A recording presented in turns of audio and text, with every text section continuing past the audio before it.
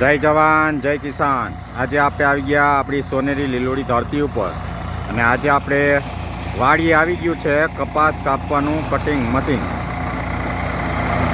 જો કપાસની અંદર ઊભી આ કપાસની અંદર હાલી જાય એટલે કપાસ સાફ થતો જાય, ખેતર ચોખ્ખું થઈ જાય અને જે આ નીકળે વેસ્ટેજ કચરો એ ખાતર થઈ જાય। જો આપણે આમાં ઘઉં વાવવા છે।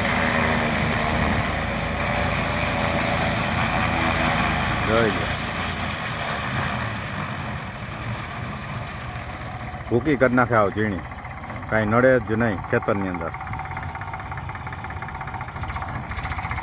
કામ બહુ સારું છે। હવે છાણિયા ખાતર ગયા એટલે જે આ વેસ્ટેજ કચરો હોય એનું ખાતર આપણે બનાવતા જાય। જમીનની અંદર જેટલું આપણે ઉત્પાદન લીધું એટલું કંઈક તો નાખવું પડે। આમાં આપણે ઘઉં વાવવા એટલે કીધું હાંકી નાખી।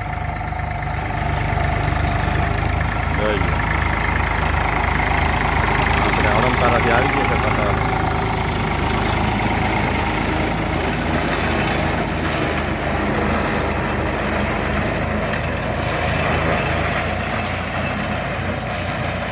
પછી ઉડાડતું જાય, સાવ ઝીણો દેખાય નહીં ખેતરમાં, જેમ ખાતર સાવ ઝીણું થઈ જાય એવું જો છે ને। હવે આ પાઠા એ નીકળતા જાય પછી વીણી લેવાના ને આવું કામ મસ્ત થતું જાય છે। ઝીણો કચરો થઈ જાય એટલે એ તો હળી જવાનું, લીલું ખાતર ભૂકો થઈ જાય સાવ। એટલે ખેતરની અંદર ઘઉં વાવી દે એટલે પછી પાણી પીધા રાખે ને ઓલો કચરો ફરતો જાય। આવું અમારા ખેતરમાં કામકાજ આયલા રાખે। અને કપાસ વીણાઈ ગયો, બકરા ચરી ગયા એટલે પાંદડા બધું ખાઈ ગયું છે। નકર થોડોક લીલો કપાસ હોય અને મોટો કપાસ હોય તો ખાતર વધારે થાય।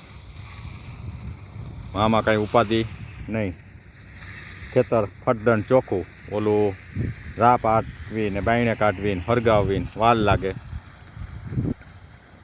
એટલે આપણે 2 દિવસમાં ઘઉં વાવી દેવાના છે। જા આપણે ઘઉંમાં થોડાક પાછળ છે, આ 20 દિવસના ઘઉં થઈ ગયા આપણા। જો આપણા ઘઉં 20 દિવસ પાછા રહે। આ ઘઉં મસ્ત થઈ ગયા, પાછળ આગળ પાછળ વાવેતર હાલ્યા જ રાખે।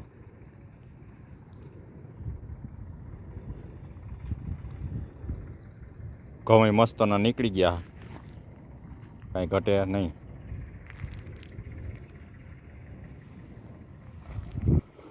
આમાં આપણે 3 વીઘાના ઘઉં થાય।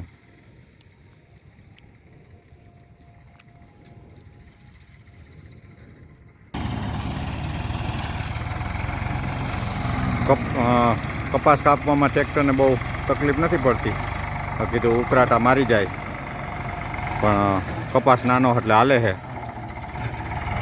જો તમને બતાવું, નકર તો ટ્રેક્ટર મંડે રાયડું દેવા, પણ ટ્રેક્ટર એ મોટું છે એટલે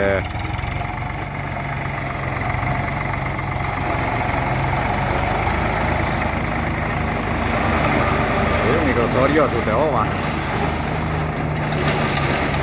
એટલું ફ્રેશથી કટિંગ થતું હોય, અંદર બ્લેડું હોય।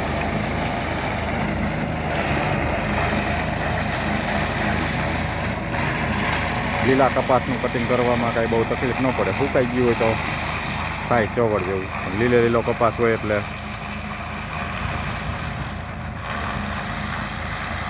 હાઈ ક્લાસ કટિંગ થાય છે, કાંઈ ઘટે નહીં। આપણા 1 કલાકમાં તો 3 વીઘા ટ્રેક્ટરથી નીકળી જશે। 600 રૂપિયા વીઘાના લે છે કટિંગ કરવાના, એટલે 1800 રૂપિયા થાય। અને જો રાપે કાઢી તો 2 કલાક તો એ થાય, કલાક કાઢવાના લે ને કલાક વીઘાના 200 લે। જો 200 કરીને 250 રૂપિયા લે, 750 રૂપિયા થાય। 1000ની આડે ગાળે 800 રૂપિયાનો આપણે એમ થાય ખાતર કરશું। પણ આ થોડુંક હજી મહેનત કરવી જોઈએ, કારણ કે જે આ ઠૂઠા મૂળિયા રહ્યા એ ભેગા કરીને એક બાજુ કાઢવા જોઈએ. એમાં તો બહુ વાર ન લાગે.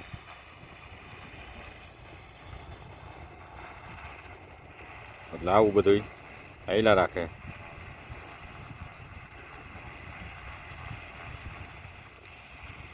જો બગલા આવી ગયા આપણે ખેતરની અંદર. જો આ બગલાને ખોરાક થઈ જાય ને બેય કામ બગલાઓને બિચારાઓને. હાલો અહીંનો આ બ્લોગ પૂરો કરશું. જય જવાન જય કિસાન.